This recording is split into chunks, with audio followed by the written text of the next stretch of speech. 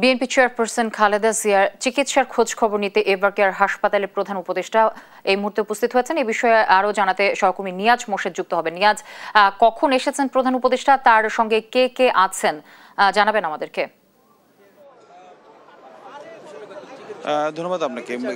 মাত্র কয়েক মিনিট হলো প্রধান উপদেষ্টা কিন্তু আসলে এভারকেয়ারে আসছেন। আমরা দেখেছি যে এর আগে থেকেই কিন্তু আসলে প্রধান উপদেষ্টা আপনার যে আসবেন সেই বিষয়ে কিন্তু আসলে আপনার নিরাপত্তা বাহিনী যারা রয়েছেন এসএসএফ এবং প্রশাসনের অন্যান্য যেসব কর্মকর্তারা রয়েছেন তারা কিন্তু বেশ সতর্ক অবস্থানে এখানে নিরাপত্তা জোরদার করেছেন এবং বেশ কিছু কয়েকটা রাস্তা কিন্তু আসলে বন্ধ করে দিয়ে এদিকে নিরাপত্তা আসলে জোরদার করেছেন। এবং আমরা যদিও আমরা তথ্যটা নিশ্চিত বলতে পারছিলাম না যে প্রধান উপদেষ্টা আসলে এখানে আসবেন, তবে আমরা কিছুক্ষণের মধ্যেই দেখলাম যে আসলে প্রধান উপদেষ্টা এখানে আসলেন এবং প্রধান উপদেষ্টা এভারকেয়ার হাসপাতালে বেগম খালেদা জিয়াকে দেখতে আসছেন। এবং এখনো পর্যন্ত আসলে প্রধান উপদেষ্টা আসার কারণে কিন্তু এভারকেয়ারের সামনে কিন্তু সমস্ত রাস্তাগুলো কিন্তু আসলে বন্ধ করে দিয়ে এক ধরনের কিন্তু নিরাপত্তা বেষ্টনী কিন্তু তৈরি করে রেখেছে প্রশাসনের যারা রয়েছেন তারা সবাই।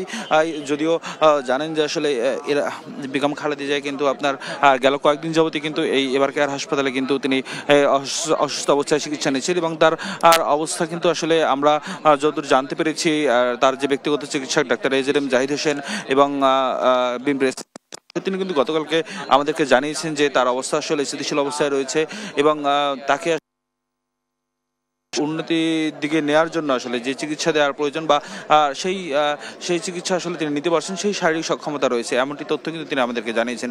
সেই সাথে দেশবাসীকে আসলে কোনো রকম কোনো উত্তেজনা সৃষ্টি না করে এবং কোনো রকম কোনো গুজবে কান নিয়ে ধৈর্য ধারণ করার কিন্তু আসলে তারা আপনার আহ্বান জানিয়েছেন। এবং আপনি দেখতে পাচ্ছেন যে এখন কিন্তু আসলে আপনার এই মুহূর্তে কিন্তু এই এভারকেয়ারের সামনে আসলে জনসাধারণ চলাচলে কিছুটা আপনার প্রশাসন কিন্তু আপনার প্রশাসন এই মুহূর্তে কিন্তু আসলে আপনার কয়েকটি যারা এভারকেয়ারে আসলে যারা রুগী রয়েছেন, রুগীর সাথে যারা স্বজন রয়েছেন বা এভারকেয়ার হাসপাতালে যারা আসলে চিকিৎসা নিতেছেন তাদেরকে আসলে ছাড়া হচ্ছে।